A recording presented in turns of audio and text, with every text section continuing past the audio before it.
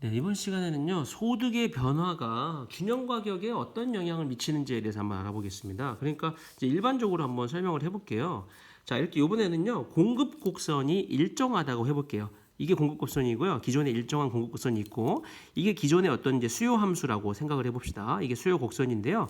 수요 곡선이 만약에 왼쪽으로 이동하게 되면요, 만약에 왼쪽으로 이동하게 되면 균형점이 이 점에서 이 점으로 이동하게 되면서 균형 가격도 하락하고 균형 거래량도 감소한다는 사실을 알 수 있습니다. 그런데 만약에 수요 함수, 수요 곡선이 오른쪽으로 이동하게 되면 균형점이 이 점에서 이 점으로 이동하면서 균형 가격은 상승하게 되고요. 균형 거래량도 증가한다는 사실을 알 수 있죠.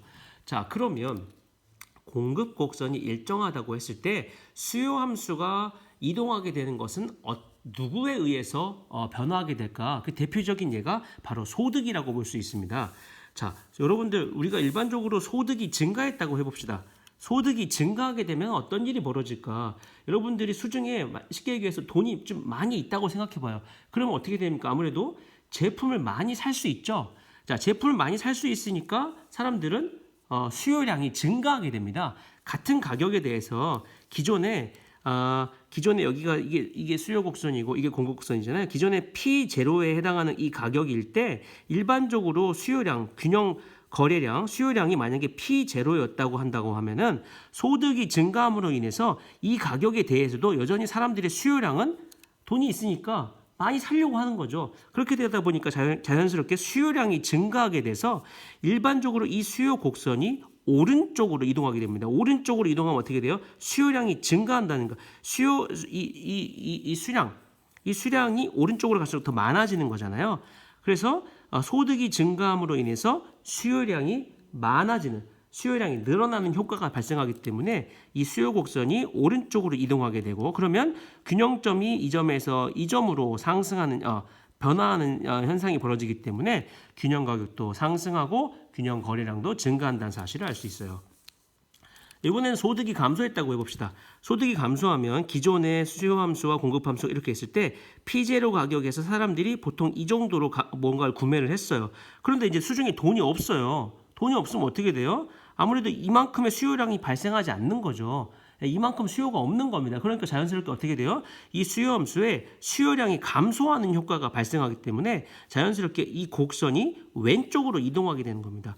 이 P0 가격에 대해서도요, 수요량이 감소하게 되는 거죠. 같은 가격이었지만 기존에 사람들이 이만큼 원했다면 이제는 이만큼 원하게 되는 효과가 발생하게 되는 거죠. 그래서 이렇게 이 수요 곡선이 왼쪽으로 이동하게 되면서 자연스럽게 균형 가격은 하락하고 그 다음에 균형 거래량도 감소한다는 사실을 우리가 해석해 볼 수가 있겠네요. 그래서 정리해 보면 결국 소득의 변화에 의해서 공급 곡선이 일정하다고 했을 때 수요 함수가 변화하게 되고 수요 함수의 위치가 변화하면서 결국 균형 거래량과 균형 가격이 변화하는 거구나, 이렇게 우리가 정리해 볼 수가 있는 겁니다. 자, 그래서 핫도그 가격 P1에 대한 수요 함수가 원래 이렇게 있었는데 공급 함수, 수요 함수가 이렇게 있고요. 공급 함수는 이렇게 있었는데 공급 함수는 이제 일정하다고 우리가 가정을 해봅시다. 근데 학생들의 용돈이 인상되어서 수요 함수가 여기에서 이걸로 이렇게 증가한 거죠. 자, 이게 보세요. 그러니까 보면 지금 용돈이 증가했다고 했는데, 근데 수요 함수가 여기에서 이걸로 변화했을 때, 여기서 지금 기울기는 이제 같은데 100에서 140으로 증가했죠. 왜 그랬을까요?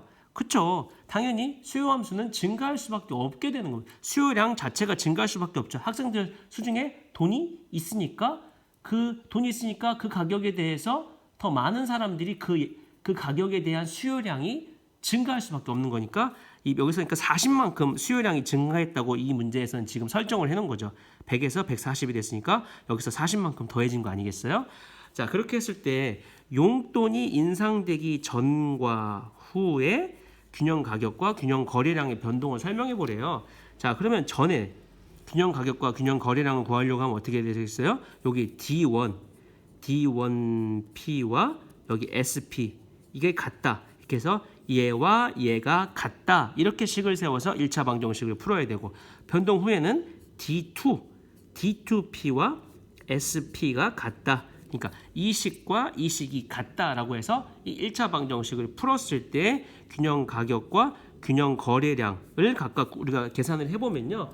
선생님이 좀 미리 해봤는데 계산을 해보면 여기가 800이 나와요. 이거랑 같다. 이렇게 800이 나오고요. 균형 거래량은 여기가 20이 나옵니다. 그리고 얘랑 같다. 이렇게 해서 식을 세워서 풀면요.